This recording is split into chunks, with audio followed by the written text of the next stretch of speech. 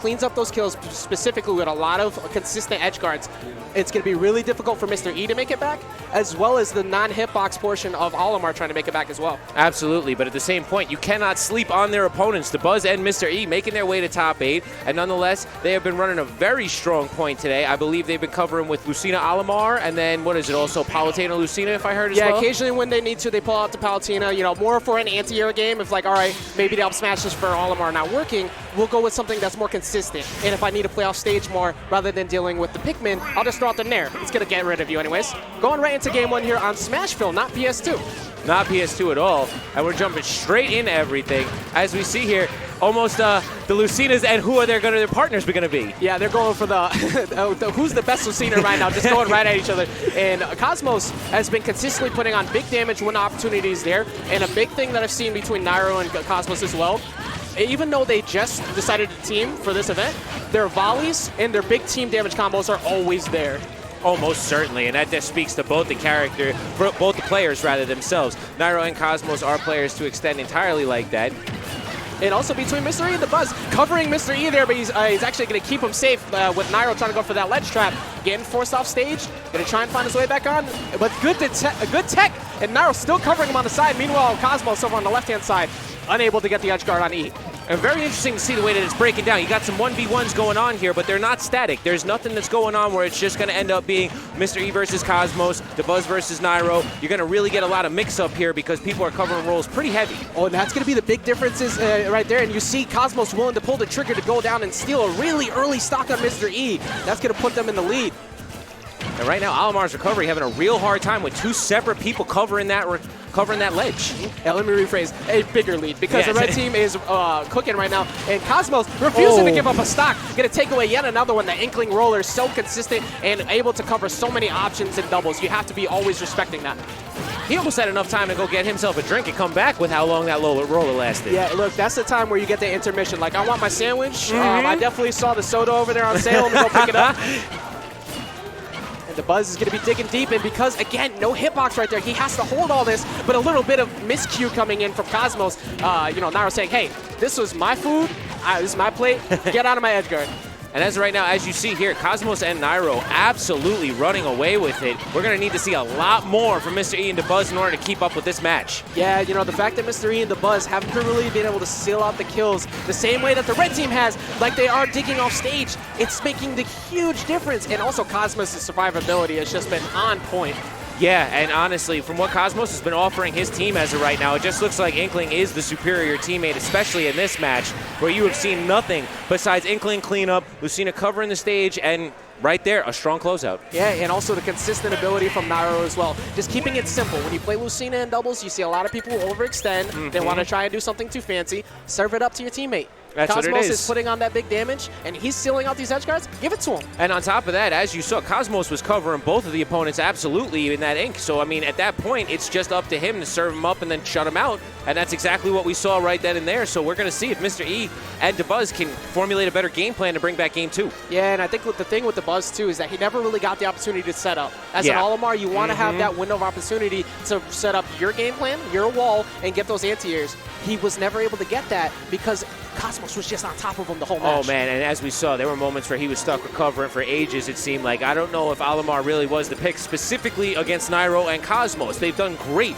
with Olimar Lucina, but moving forward, I think he might have to change over that pick in order to keep up with these two, since they seem to have that matchup down packed. Agreed. You know, I'm expecting well, it wasn't there because I think they picked the wrong stage, but I think we might see like a relatively frame 1 pick for that Palutena, because most certainly. That was it was pretty bad. It was and not especially looking coming from Dabuz, you know, a player of such caliber and strength, you would not expect to see so much struggle. But at the same point, in the doubles format, when both opponents were so aware of his inability to recover, there's no way to get around that. Yeah, and, you know, praise to that. Actually, congratulations yet again for Dabuz getting picked up by Team Liquid. You don't get that type of consistent ability without getting picked up like that. But also, we see a lot of renewals of contracts. We see, you know, PG Cosmos over there. You got Energy, Nairo. Running That's strong. for good reason, and they're showing why so far. It doesn't need to be just 1v1s. Nope. They can hold it up in the doubles too. And that's what it is. Over in this top 8 portion of the bracket, you're going to start seeing a hell of a lot more of those sponsor logos, because these are our real top-notch players. So as we jump right back into it, let's see if we see that frame 1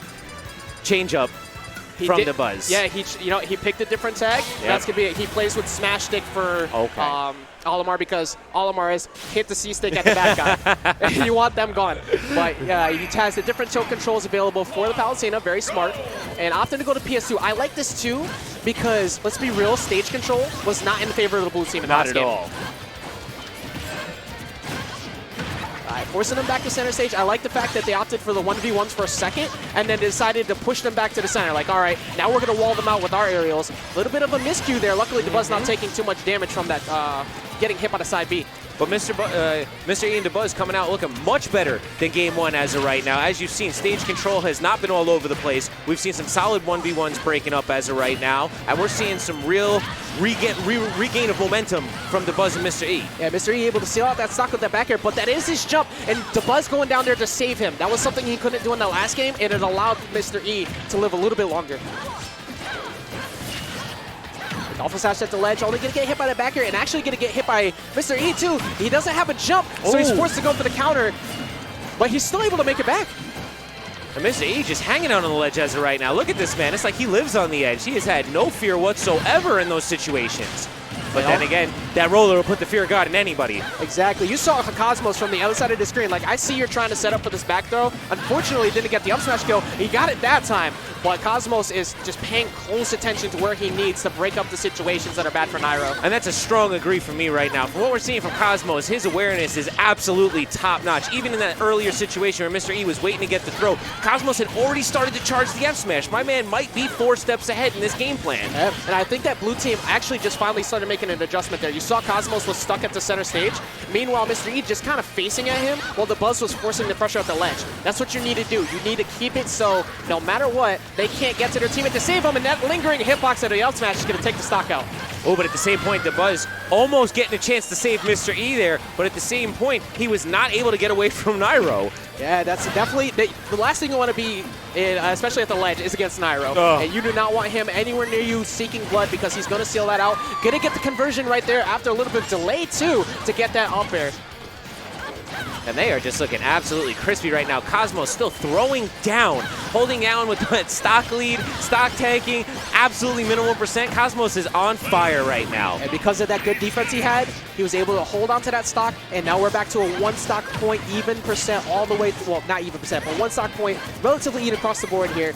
And now it gives the red team a little bit more room to breathe to try and reset the way that the blue team has adjusted to him so far.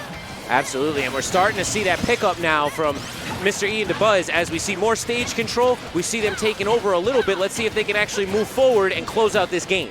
Yeah, you definitely want to make sure you seal this out. You do not want to let the red team ride with momentum here. This is a best of 5, so if you go down 2-0 and you have to play the aggressive game against Nairo and Cosmos, you're looking for a bad recipe for disaster. You see Nairo already anticipating Mr. E potentially going at him, but Mr. E holding his composure, and Mr. E going to potentially just back off Cosmos. He couldn't go for the follow-up up air there because he had to respect Mr. E. And Mr. E and Dabuz making a very smart choice here as of right now. You see Nairo really struggling to get back on, and they covered absolutely perfectly. So to absolutely take a page out of Nairo and Cosmos' book, they shut down that scenario and have a full 2v1 that they just shut out like absolute champions. That is an amazing team combo to have right there, being able to back throw, and no matter what, you do not have to worry about Palutena missing. That up smash covers half of the stage right there. Yeah, that's a full pillar right there. That's To touch back on what you said too, it was like we pointed out mid-game. The blue team started putting out hitboxes at Cosmos, so Cosmos couldn't find an opening, and it kept Nairo at the ledge. And they did it again to success at the end, which led them to victory. And what's so great to see in top 8s there is the overall awareness. Normally, in doubles, you get a very basic idea of someone gets tossed off stage, you 2v1 the opponent. But as you saw there, instead, they took it a step above, boxed out Cosmos and said, now, as Nairo sits here and tries to recover, you can't even remotely get to your teammate. So, unbelievable change in play from Mr. E and Dabuz to really bring this back, because that first game had me a little questionative. It looked a little rough. And sometimes you just got to stare your opponent down, look at him, check him, and say, yo, what you going to do? How you going to come save your boy? And that was a very stressful situation for Cosmos because he's been doing so good at consistently breaking that up.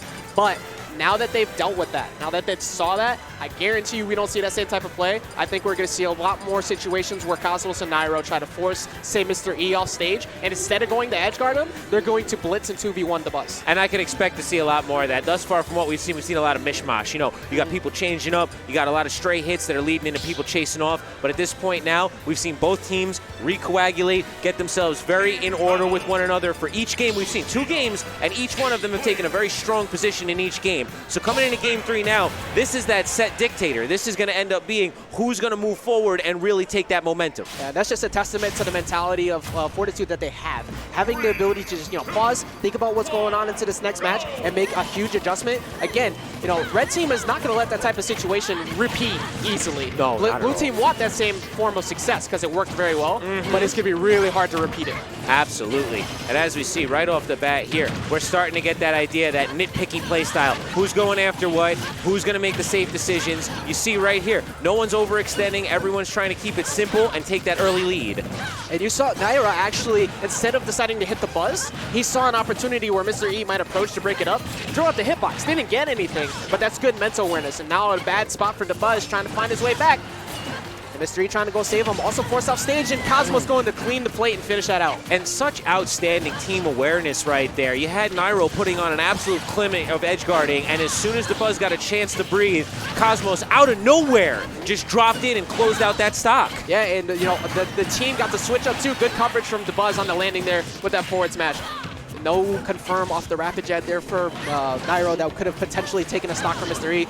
But you could see they're doing, again, they're separating them now. They're actually opting for the 1v1 side. I think that midway through this match, Blue team's like, all right, maybe we'll change up the pace a bit. They're starting to get the fact that we're trying to force the 2v1s, let's throw them off, and then start the blitz. You see right there, Dabuz threw him away and decided still to commit to Nairo instead of go after Cosmos. And such a great point you made about the 1v1s, because if you saw how it was breaking down right there, funny enough, Eric covering Cosmos and Dabuz covering Nairo gave huge opportunity. They came out really positive there. So as we see, yet again, we are really getting a lot of mileage from Blue team's thought process and just presence of mind. Yeah, just changing up the the pace here is allowing them to get this, but Nairo just going off immediately. Like, you know what, I know you don't potentially have a jump here, and you might not be expecting me to go this fast after taking that tech. I'm gonna go get this right away. And it's so hard to argue with Lucina. That character is just hitboxes, man. She is something else, especially when it comes down to doubles with such minimal time to react. What are you gonna do with that many hitboxes coming in your direction? You're gonna take a shield break, and you saw Mr. E, he tried to do the runoff to force him to fall, but unfortunately didn't get it. That could have been an easy stock. Cosmos in place as well to prevent them from getting a kill. And I got to shout out Long Island there, trying to step up my commentary and give me a little bit of bonus points on beating out what I was talking about, so shout outs to them. Yeah, the Long Island boys just definitely trying to put on this work here, holding down the house. You have one in Tri-State, but you also have the invader of Cosmos. It's oh, like, no, we want to be the ones to walk away with this victory right now. And the buzz of Mr. E, now they've switched back. Cosmos all the way at the left, and Cosmos committed to getting Ink because he ran out. They knew. It's like, wait, hold on. You can't do anything. So we're going to stay focused on Nairo. Yep. And now they ended up a situation where a 3 stock to 1 lead. And as fast as doubles goes, I was going to make a side comment there about how the 2 stock tanks we had in this scenario were going to be Mr. E and Cosmos, but Mr. E was much lower on the percentage. And just in that moment, Dabuz and Mr. E capitalized, shut out the stock of Nairo, shut out Cosmos stock, and now it is completely a ruthless 2v1. And now Nairo is definitely one of those people, when you talk about Smash, you don't get to talk about it, because I was going to say he is very solid at the 2v1 comebacks, but recovering a little bit too high there. Mr. E with the good mental awareness, just throwing out option coverage potential with that Nair, caught him with the high recovery. And this is really showing the strength of both teams. If you're playing a 2v1 against Lucina and Palutena, the overall coverage you're going to have to deal with is very intense. That's high-level coverage. So in a 2v1 where you're that far down, you're going to have to dig real deep to make any kind of progress there. And as we saw, Dabuz and Mr. E sealing it out exactly as was expected. So we're walking into Game 4 now. Very textbook way that they broke it down, too. And it was a game plan that was similar to the last one. And now we're seeing a swap from Nairo as well. He's also pulling out...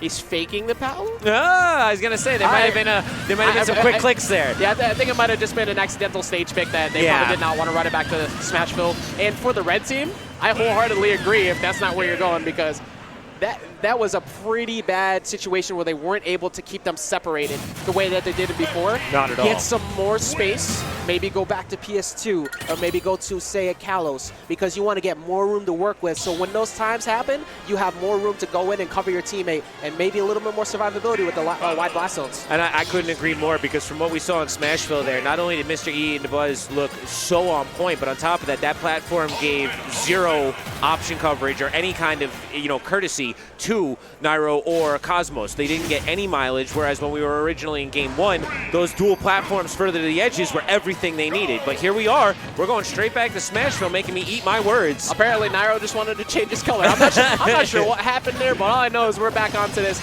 in Game 4 here. And this is definitely, I think, a good pick to switch to right now for Nairo, because you saw in the last game, he didn't have the type of speed and the type of hitboxes to break things up like he wanted with the Lucina, and now he has longer lingering hitboxes that will help stop what's going on with Cosmos. And Mr. E is going to give him a bit of a charity stock there, dying a little bit early. And Nairo, as always, we know him for many characters, but Palutena is the head of that wheelhouse, as we've seen. So Nairo breaking out the true big guns here, as we see him breaking out that Palutena to try and combat these Let's two. be real, the true big guns is that Ganondorf. But this okay, but the Palu's definitely up there too. Okay. But no, I wholeheartedly agree. Just the fact that the Palutena has been really the breadwinner for him so far. This empty landing in front of Mr. E. Meanwhile, Dabuz trying to find his way to save him is going to take the stock coming in from Cosmos. And great there. Great play by Nairo right there. Absolutely on the money as he shut out that stock from Mr. E. And Red Team off to an absolutely tremendous lead. Full 6 stocks as we see here. Blue Team is having a very hard time finding a way to take out any of them. Yeah, they were finally able to get that situation there. Nairo going to die, and Mr. E going to seal out that stock. Now, still behind a whole stock here. And if they can reverse the situation like they did before, we have seen the mid-game adjustments come well, but I think that the swap to Palutena, and again, these nairs, it's just preventing the Buzz from going in and getting the 2v1s they'd like to put on. But just in that moment, as we've seen so many times this set, in top 8 gameplay. Just gonna give royalties to Gimmer really quick here, because he did roll right through that rapid jab. Yes. Very recently discovered tech that you can get through on shield pressure. Yes, so 11th hit if I remember correctly. I believe it is the 11th hit yet. Shout out to Gimmer. Somewhere he is smiling, much like Cosmos currently dropping down there with that fair. Complete reverse of these past couple games with the way that they've taken apart this match here. Now, as we've seen the strength from both teams, they have closed out 2v1s absolutely without question. So I think we very well may be seeing a Game 5 coming up very soon. But man, Dabuz really trying to push that to be not a Game 5. Yeah, Dabuz also doing that roll through tech there to get behind Nairo and get a second lease on life. But this is definitely, rocking a hard place is one way to describe it, I guess. But 4 stocks down, yeah, and a nair in the way, we're going to Game 4. An absolutely dominant, or the wins came in dominant fashion thus far. Game 5. Yes. Excuse me. No worries. Got to keep up that count when these games are rapid fire, man. They have been absolutely rolling already. Exactly. Those first 2 games blitzed really quickly by. The adjustment that came from Mr. E and Dabuz was so strong. And then Game 3 was just all the Long Island Boys show. Oh, but that time, the moment they swapped, sometimes you just need that character swap to change up some momentum and the pace of the game. And you saw it worked wonders for Nairo. And momentum has definitely been the theme of this set, as we've seen. Most of the games have been very cut and dry when it comes down to stock count, keeping a head out on the lead, and who's running the gauntlet there. As we saw in each game, the winning team kind of ran clear through. So hopefully in Game 5, we might see a little bit mishmash. We might see a little bit more people vying for that W, because thus far it seemed like shutouts in all the Ws. Yeah, Game 5 is where you see a lot more of, like you said, the mishmash, the blitzing. Yes. A lot of head-on tactics where people are a little bit more stressed. Like, hey, look, this is top 8.